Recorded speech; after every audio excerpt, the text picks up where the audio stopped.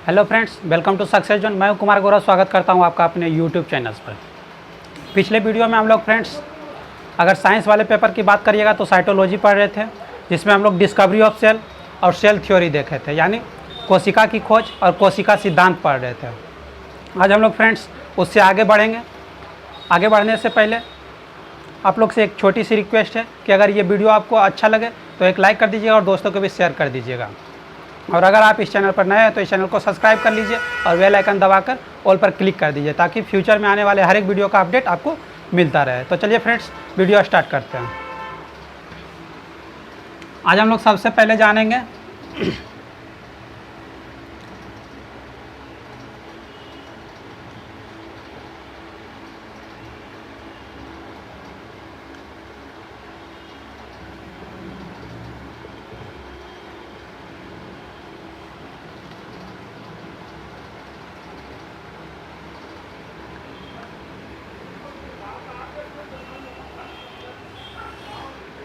Unicellular और multi cellular organism के बारे में। किसके बारे में जानेंगे? यूनिसेलुलर और मल्टी सेलुलर ऑर्गेनिज्म, यानी एक कोशिकीय जीव और बहुकोशिकीय जीव किसे कहते हैं। तो चलिए फ्रेंड्स उसको समझने का प्रयास करते हैं। जीवों को कोशिका के आधार पर दो भागों में बांटा गया। कितने भागों में बांटा गया? दो भागों में। एक यूनिसेलुलर ऑर्गेनिज्म, एक मल्टी सेलुलर ऑर्गेनिज्म, यानी एक कोशिकीय जीव और बहुकोशिकीय जीव। तो यहाँ समझिए, यूनिसेलुलर ऑर्गेनिज्म हम लोग किसको बोलते हैं? सबसे पहले यूनिसेलुलर ऑर्गेनिज्म।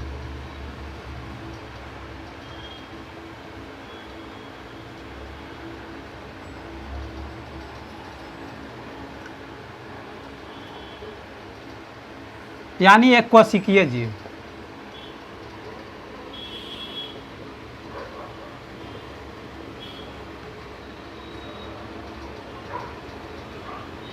सबसे पहले इसको समझने का प्रयास करते हैं।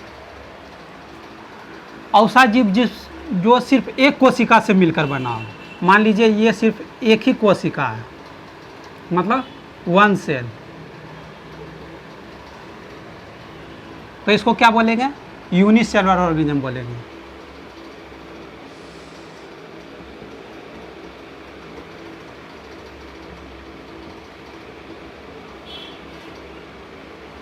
यानी एक कोशिकीय जीव बोलेंगे।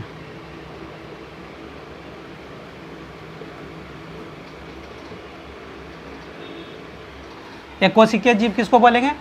जो सिर्फ सिंगल सेल से बना हो। सिंगल सेल से बना हो उसी को एक कोशिकीय जीव बोलेंगे। और ये सिंगल सेल से ही अपना सारा जो काम होगा, जितना भी फंक्शन होगा, सिर्फ सिंगल सेल से ही परफॉर्म करेगा। जैसे इसका एग्जाम्पल हो गया, इसका एग्जाम्पल में लिख लीजिएगा। कौन कौन? अमीबा,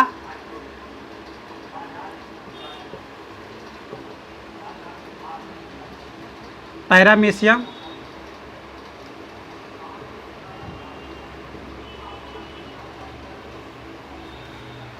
और आप लिख सकते हैं यूग्लिना,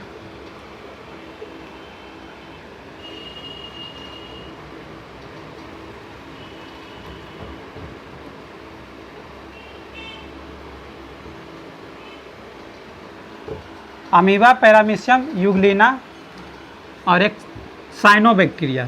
साइनोबैक्टीरिया मतलब नीलहरित शैवाल। नील हरित शैवाल, यानी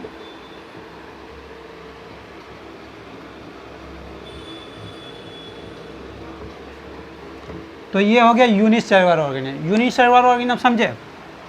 किसको बोलेंगे? जो सिंगल सेल से मिलकर बना हो। जो सिंगल सेल से मिलकर बना हो उसको क्या बोलेंगे? Unicellular organism. अब हम लोग समझते हैं मल्टी सेलुलर ऑर्गेनिज्म।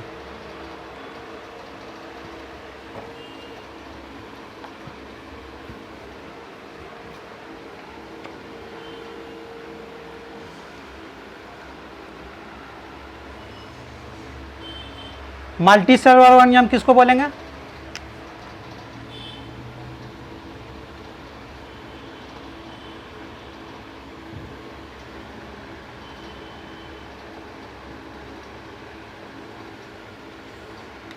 मतलब बहुकोशिकीय जीव।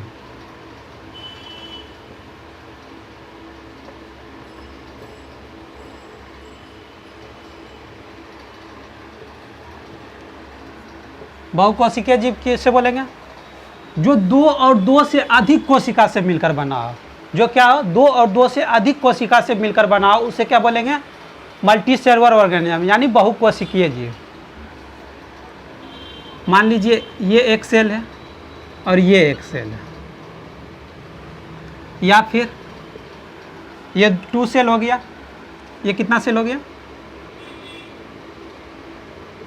मतलब 2 कोशिका। या फिर इस तरह से लिख सकते हैं इसको, 2 से अधिक कोशिका हो, जैसे ये एक सेल है, ये एक सेल है, ये एक सेल है, ये एक सेल है, ये एक सेल है, ये एक सेल है, ये एक सेल है, ये एक सेल है, ये एक सेल है, इस तरह का बहुत सारा सेल है। जो 2 और 2 से अधिक कोशिका से मिलकर बना, उसे क्या बोलेंगे? Multi cellular organism. इसे क्या बोलेंगे?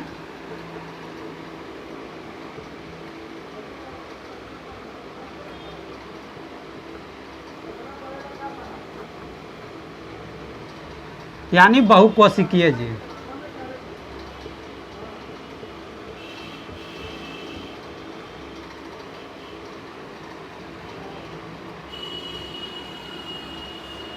इसका एग्जाम्पल में लिख लीजिएगा क्या क्या। यदि एग्जाम्पल की बात करिएगा तो क्या क्या हो सकता है? प्लांट सेल,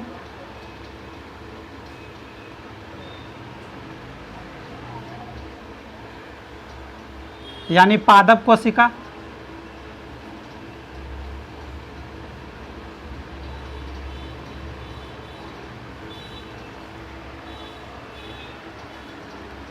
और क्या हो सकता है?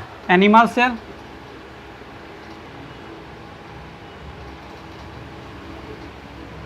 यानी जंतु कोशिका,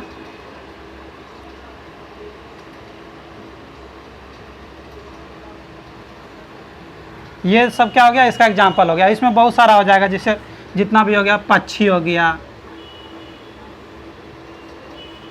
कीड़ा हो गया,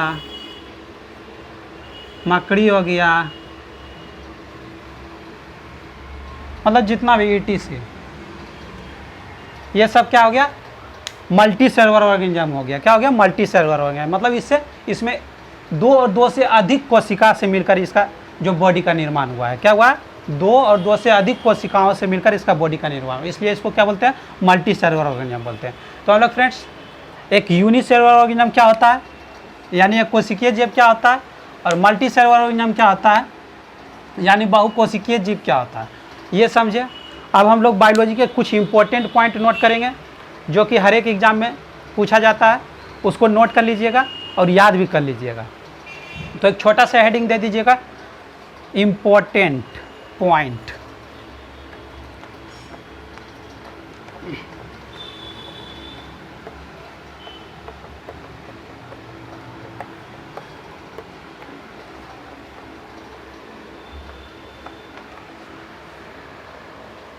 क्या हेडिंग देना? Important point.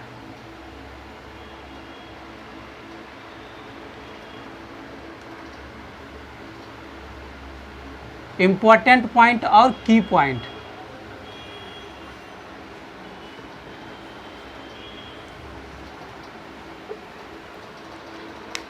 इसमें पहला पॉइंट क्या है? इसका पहला पॉइंट लिखिएगा इम्पोर्टेंट में,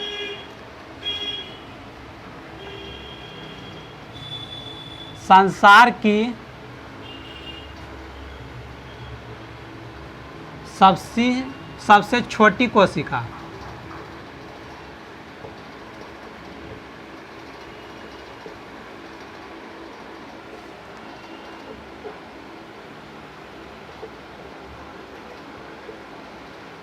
माइकोप्लाज्मा की होती है।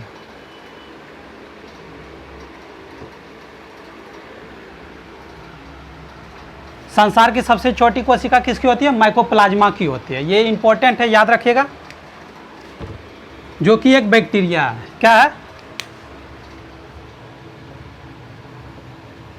जो कि एक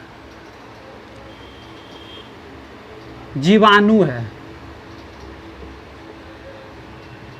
यानी बैक्टीरिया है। अब हम ये तो बोल दिए कि सबसे छोटी जो कोशिका है किसका है? माइकोप्लाज्मा का है। तो इसका साइज भी जान लेते हैं। जिसका साइज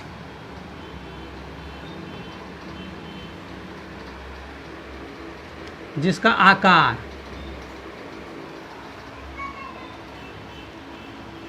यानी साइज जो है वेरी करता है, जिसका साइज कहाँ से कहाँ वेरी करता है, 0.1 माइक्रोमीटर टू 0.5 माइक्रोमीटर के बीच में वेरी करता है।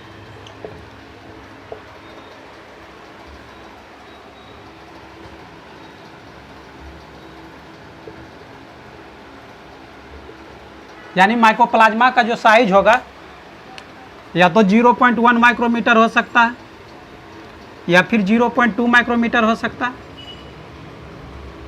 या फिर 0.3 माइक्रोमीटर हो सकता है या फिर 0.4 माइक्रोमीटर हो सकता है या फिर 0.5 माइक्रोमीटर हो सकता है। मतलब 1 से 5 माइक्रोमीटर के बीच में ही वेरी करता है इसका साइज। किसका? माइकोप्लाज्मा का साइज। और माइकोप्लाज्मा को पीपीएलओ भी बोला जाता है। इसको क्या बोला जाता है? पीपीएलओ मतलब पोली प्लूरो प्यूमोनिया लाइक ऑर्गेनिज्म। माइकोप्लाज्मा क्या बोला जाता है? पीपीएलओ भी बोला जाता है और एमएलओ भी बोला जाता है।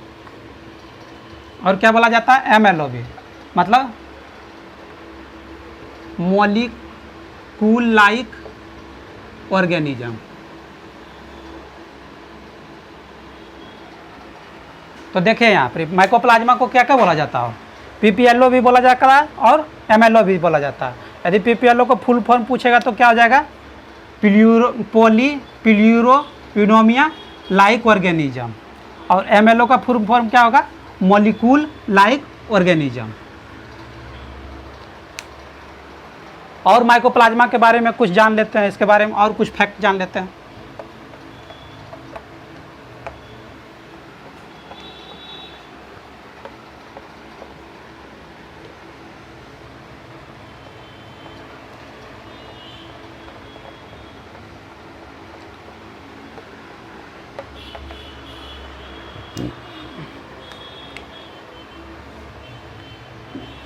माइकोप्लाज्मा जो है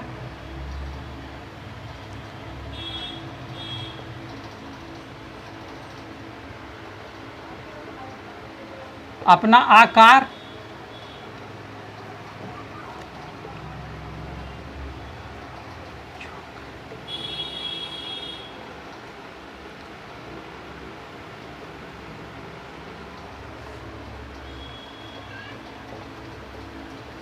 माइकोप्लाज्मा क्या करता है? अपना आकार जो है जोकर की तरह बदलते रहता है। जिस तरह देखते हैं ना, जोकर एक से एक रूप में आते रहता है। कभी बाघ के रूप में आ जाता है, तो कभी भालू के रूप में आ जाता है, तो कभी किस रूप में आ जाता है। सर्कस में आप लोग देखेंगे। उसी तरह माइकोप्लाज्मा जो है जोकर की तरह क्या करता है? अपना आकार बदलते रहता है, अपना रूप बदलते रहता है।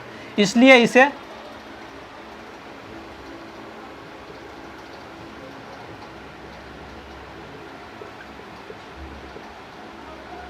जोकर ऑफ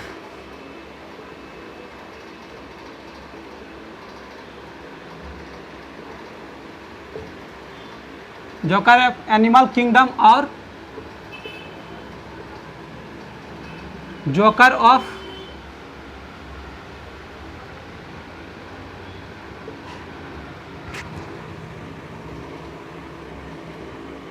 प्लांट किंगडम भी कहा जाता है।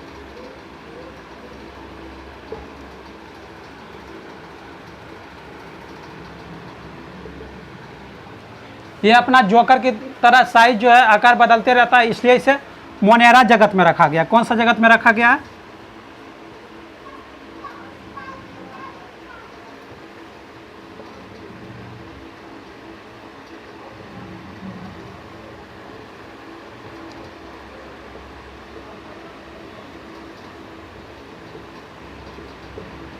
कौन सा जगत में रखा गया? इसे मोनेरा जगत में रखा गया। ये इंपॉर्टेंट है, याद रखिएगा। माइकोप्लाज्मा का कौन सा जगत में रखा गया है? मोनेरा जगत में। जब हम क्लासिफिकेशन आप लोग को पढ़ाएंगे तो वहाँ पर हम लोग पढ़ेंगे ये किंगडम के बारे में, जगत के बारे में। जैसे जितना भी समस्त जीव है, संसार का समस्त जीव को 5 किंगडम में बांटा गया। कितना किंगडम में बांटा गया? 5 किंगडम में। एक मोनेरा, दूसरा मोनेरा जगत, पहला मोनेरा जगत, दूसरा हो गया प्रोटिस्टा जगत, उसके बाद फंगी जगत, उसके बाद प्लांटे जगत, उसके बाद एनिमेलिया जगत। यही 5 गो जगत है। कौन कौन है? मोनेरा, प्रोटिस्टा, फंगी, प्लांटे और एनिमेलिया। इसमें ये इस 5 की अगर बात करिएगा तो पहला जो जगत बताया मोनेरा वाला, इसमें सारा बैक्टीरिया को रखा गया। किसको रखा गया? जितना भी बैक्टीरिया है उसमें मोनेरा जगत में रखा गया। जैसे कि आप ये जो देखे थे माइकोप्लाज्मा क्या था? बैक्टीरिया था, इसलिए इसको कहाँ रखा गया है? मोनेरा में रखा गया। मोनेरा मतलब मोनेरा जितना भी बैक्टीरिया, यूनिसेलुलर प्रोकैरियोटिक सेल को इसमें रखा गया है। किसको रखा गया? यूनिसेलुलर प्रोकैरियोटिक सेल को। आप लोग को आगे बताएंगे प्रोकैरियोटिक सेल, यूकैरियोटिक सेल क्या होता है। प्रोकैरियोटिक सेल उसको बोलते हैं जिसका जो न्यूक्लियस मेम्ब्रेन होता है नॉट डेवलप होता है, मतलब कि न्यूक्लियस मेम्ब्रेन का अभाव होता है, उसमें केंद्रक का झिल्ली उसमें नहीं पाया जाता है। और यूकैरियोटिक सेल उसमें उसको बोलते हैं जिसका न्यूक्लियस मेम्ब्रेन फुल डेवलप होता है, मतलब उसमें केंद्रक झिल्ली भी पाया जाता है। वो आगे हम लोग देखेंगे। तो उसमें क्या होता है? मोनेरा में प्रोकैरियोट यूनिसेलुलर को रखा गया। अब बाकी बात 4 गो जो किंगडम बचा हुआ है, प्रोटिस्टा, फंगी, प्लांटे, एनिमेलिया, ये चारों जगत में यूकैरियोटिक सेल को रखा गया। उसमें प्रोटिस्टा जगत जो है मोनेरा के बाद जो प्रोटिस्टा जगत है उसमें यूनिसेलुलर यूकैरियोट का रखा गया, मतलब एक कोशिकीय यूकैरियोट को रखा गया। अब बाकी बात जो 3 जगत बचा आपको, फंगी, प्लांटे, एनिमेलिया, इसमें मल्टी सेलुलर यूकैरियोट को रखा गया। तो इतना बात आप लोग समझ गए। क्या क्या समझा है? सबसे पहले तो मोनेरा, इसमें प्रोकैरियोट यूनिसेलुलर को रखा गया है, और प्रोटिस्टा इसमें यूकैरियोट यूनिसेलुलर को रखा गया। बाकी बात 3 में मल्टी सेलुलर यूकैरियोट को रखा गया। कौन कौन? फंगी, प्लांटे, एनिमेलिया में। तो ये था माइकोप्लाज्मा के बारे में कुछ। इससे आगे हम लोग बढ़ते हैं।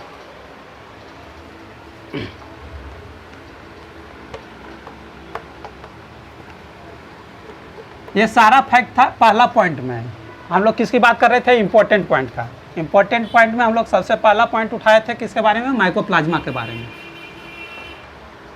अब दूसरा पॉइंट लिखिएगा,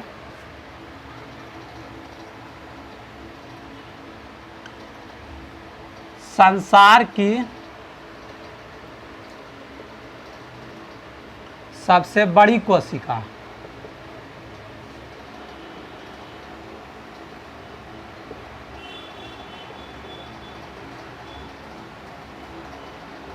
शुतुरमुर्ग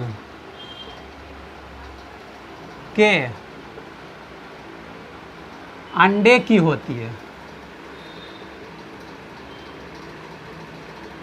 दूसरा पॉइंट क्या है? संसार के सबसे बड़ी कोशिका किसका होता है? शुतुरमुर्ग के अंडे की होती है। किसका होता है? शुतुरमुर्ग के अंडे की। सबसे छोटी कोशिका पूछेगा तो किसका बताएंगे? माइकोप्लाज्मा का। और सबसे बड़ी कोशिका पूछेगा तो किसका नाम लेंगे? शुतुरमुर्ग के अंडे की, जिसका आकार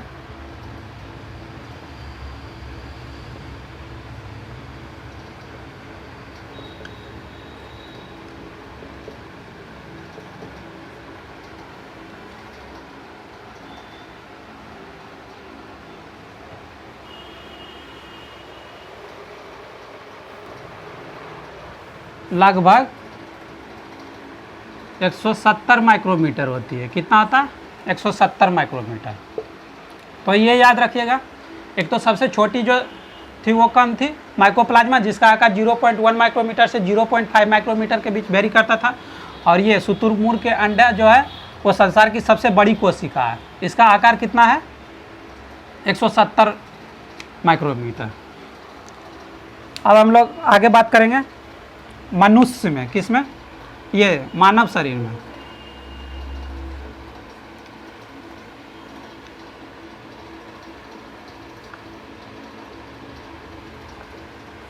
मानव शरीर में यदि बात करिएगा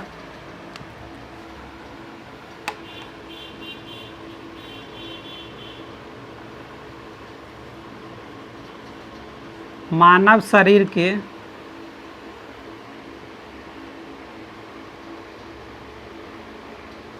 सबसे बड़ी कोशिका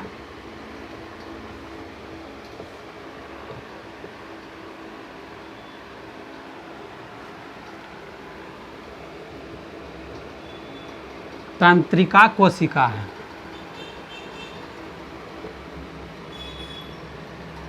जिसे न्यूरॉन सेल बोला जाता है। क्या बोला जाता है? Neuron cell. मानव शरीर की सबसे बड़ी कोशिका कौन है? तंत्रिका कोशिका। और मानव शरीर की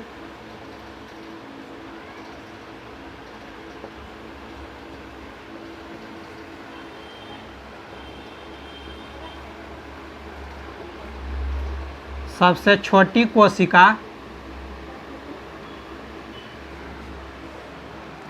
आरबीसी है। कौन है? आरबीसी है। सबसे बड़ी कोशिका पूछेगा मानव शरीर में तो किसका नाम लेंगे? तंत्रिका कोशिका का। सबसे छोटी कोशिका पूछेगा तो किसको बोलेंगे? आरबीसी। आगे बढ़ते हैं।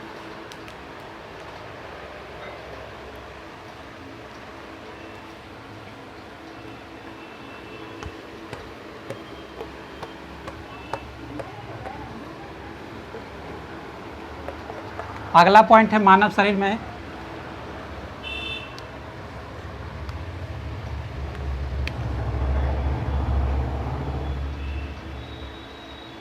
मानव शरीर की सबसे बड़ी जनन कोशिका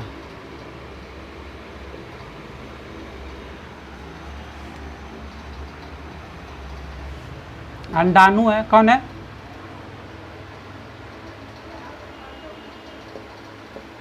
अंडाणु।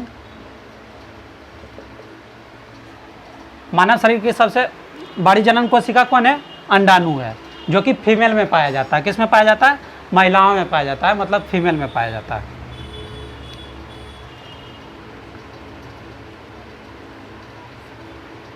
और मानव शरीर के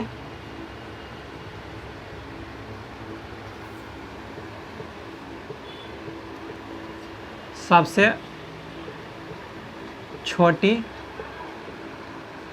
जनन कोशिका शुक्राणु है।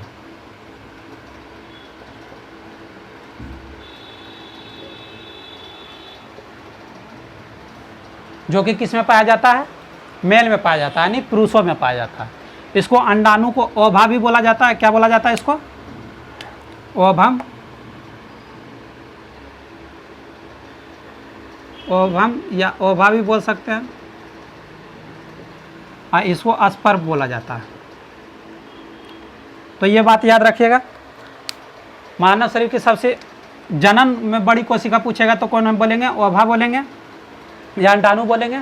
और सबसे छोटी जनन कोशिका पूछेगा तो कौन बोलेंगे? शुक्राणु का नाम लेंगे। किसका नाम लेंगे? शुक्राणु का, यानी स्पर्म का। आगे देखते हैं। जब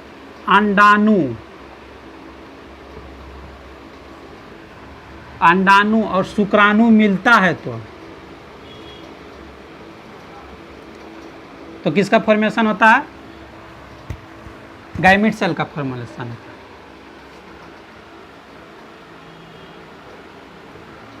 ये दोनों क्या है? ये अंडाणु और शुक्राणु, ये भी गैमीट सेल है। क्या है? अंडाणु भी एक गैमीट है, गैमीट सेल है। और शुक्राणु भी क्या है? गैमीट सेल है।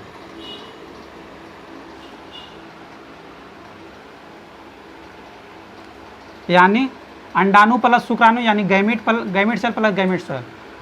तो इसमें क्या किसका फॉर्मेशन होगा? जायगोट का फॉर्मेशन होगा।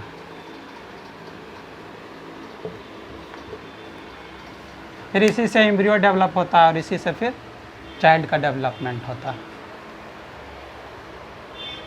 आगे बढ़ते हैं।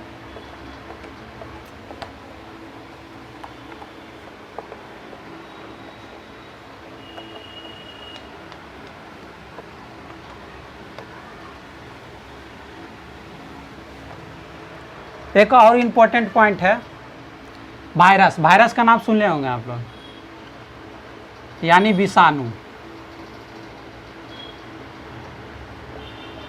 विषाणु कोशिका का अपवाद होता है। कोशिका यानी सेल का अपवाद होता है। ये क्या होता है? सेल का अपवाद होता है। सेल का अपवाद क्यों होता है? क्योंकि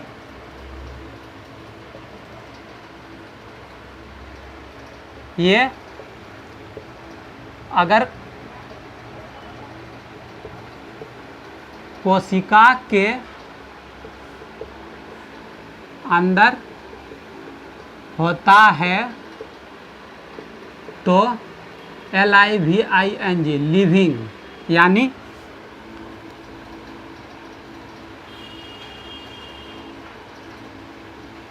जीवित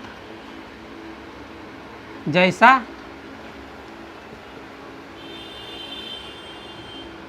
व्यवहार करता है।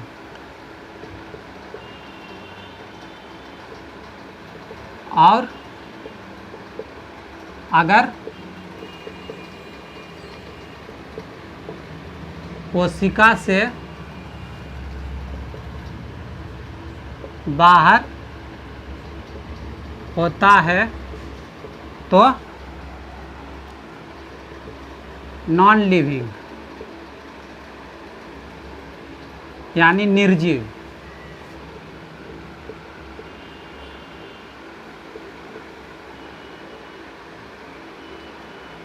जैसा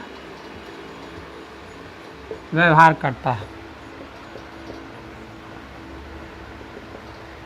इसलिए इसे कोशिका का अपवाद कहते हैं। कोशिका का अपवाद इसे वायरस को क्यों बोलते हैं? क्योंकि अगर ये सेल के अंदर होगा तो ये लिविंग जैसा बिहेव करेगा यानी जीवित जैसा बिहेव करेगा। और अगर ये कोशिका से बाहर होता है तो ये किसके जैसा बिहेव करता है? नॉन लिविंग जैसा बिहेव करता है यानी निर्जीव जैसा बिहेव करता है। और ये वायरस जो होता है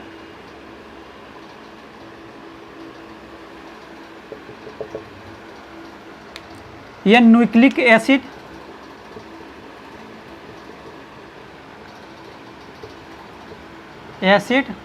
प्लस प्रोटीन से मिलकर बना होता है। किससे मिलकर होता है?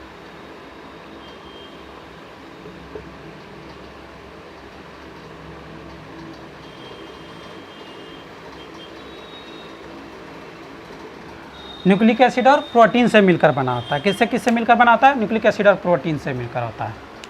यह क्या है? वायरस है यानी विषाणु।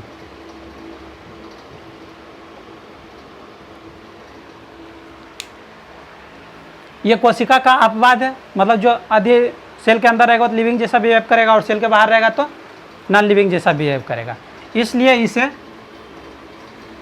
सजीवों और निर्जीवों के बीच के कड़ी माना जाता है। क्या माना जाता है? सजीवों और निर्जीवों के बीच का कड़ी माना जाता है।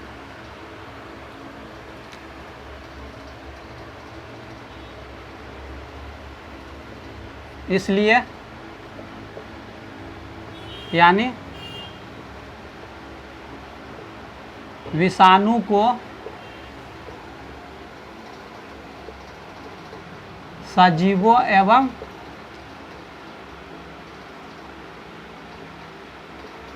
निर्जीवों के बीच का कड़ी माना जाता है। इसे सजीवों और निर्जीवों के बीच का क्या माना जाता है? कड़ी माना जाता है। क्योंकि ये अगर सजीव के अंदर रहता है तो ये सजीव जैसा बिहेव करता है और सजीव अधिक सेल से बाहर रहता है तो ये किसके जैसा बिहेव करता है? निर्जीव जैसा बिहेव करता है। इसलिए इसे क्या बोलते हैं? सजीवों और निर्जीवों के बीच के कड़ी बोलते हैं। तो आज के वीडियो में फ्रेंड्स इतना ही। आप लोग जरूर बताइएगा कमेंट करके कि ये वीडियो आपको कैसा लगा। अगर ये वीडियो आपको अच्छा लगे तो प्लीज़ फ्रेंड्स एक लाइक कर दीजिएगा और दोस्तों को भी शेयर कर दीजिएगा। और अगर ये वीडियो आपको अच्छा लगा तो लाइक और शेयर कर दीजिएगा। और अगर आप इस चैनल पर नए हैं तो इस चैनल को सब्सक्राइब कर लीजिए, बेल आइकन दबाकर ऑल पर क्लिक कर दीजिए ताकि फ्यूचर में आने वाले हर एक वीडियो का अपडेट आपको मिलता रहे। धन्यवाद। जय हिंद, जय भारत।